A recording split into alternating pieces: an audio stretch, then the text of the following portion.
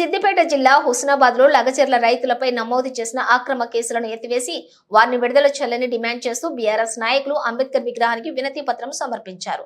హైడ్రా పేరుతో హైదరాబాద్ లోని పేదల ఇళ్లను కూల్చివేస్తూ లగచెర్ల సామాన్య గిరిజన రైతులపై అక్రమ కేసులు పెట్టి అరెస్టు చేయటం లాంటి దుర్మార్గపు పాలన రాష్ట్రంలో కాంగ్రెస్ పార్టీ కొనసాగిస్తోందని బీఆర్ఎస్ మాజీ జెడ్పీ చైర్మన్ తులా ఉమా విమర్శించారు. ఇచ్చిన హామీలను అమలు చేయమని ప్రశ్నించే వారిని కాంగ్రెస్ ప్రభుత్వం అణగదొక్కే ప్రయత్నం చేస్తోందని మండిపడ్డారు.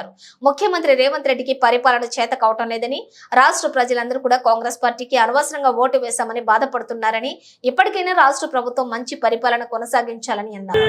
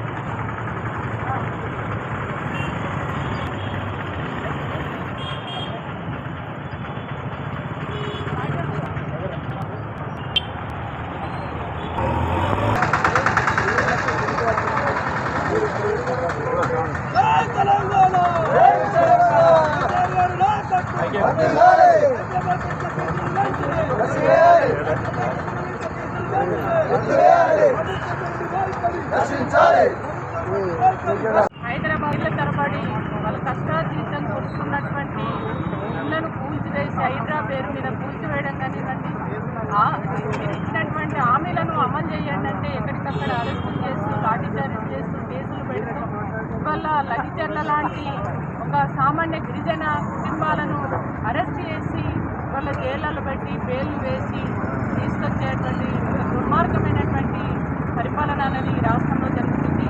దాన్ని నిరసిస్తూ వాళ్ళ ప్రశ్నించే వాళ్ళను వాళ్ళ జైలు పంపించేటువంటి పద్ధతి ఏదైతే ఉందో దాన్ని నిరసిస్తూ వాళ్ళ బీఆర్ఎస్ పార్టీ రాష్ట్ర వ్యాప్తంగా కూడా దాన్ని ఖండిస్తూ మొత్తము అంబేద్కర్ రాజ్యాంగ నిర్మాత బిఆర్ అంబేద్కర్ గారి రాజ్యాంగం ఏదైతే ఉందో దానికి లోబడి పనిచేయవలసింది పోయి వాళ్ళ సామాన్య ప్రజల్ని వాళ్ళ కటకటాల వెనుక పంపిస్తున్నటువంటి రేవంత్ రెడ్డిని ప్రభుత్వాన్ని నిరసిస్తూ అంబేద్కర్ గారికి వాళ్ళ వినతి పత్రాలు ఇస్తూ నిరసన తెలపడం జరుగుతుంది.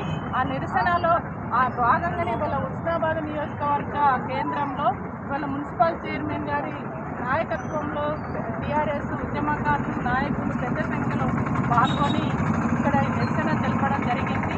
కాబట్టి అందులో భాగంగానే నేను ఈ కార్యక్రమంలో పాల్గొన్నాను.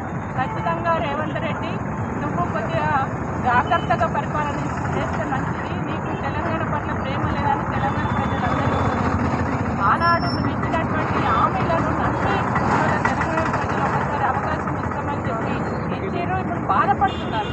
ఆనాడు ఓటేసినాం, మేము తెలియక ఓటేసినాం, కయ్యల పడ్డం అనేటువంటి భావనతో తెలంగాణ ప్రాంత ప్రజలు ఉన్నారు. ఖచ్చితంగా ఒళ్ళు దగ్గర పెట్టుకొని ఈ పరిపాలన కొనసాగిస్తే మంచిదని చెప్పేసి హెచ్చరిస్తారు.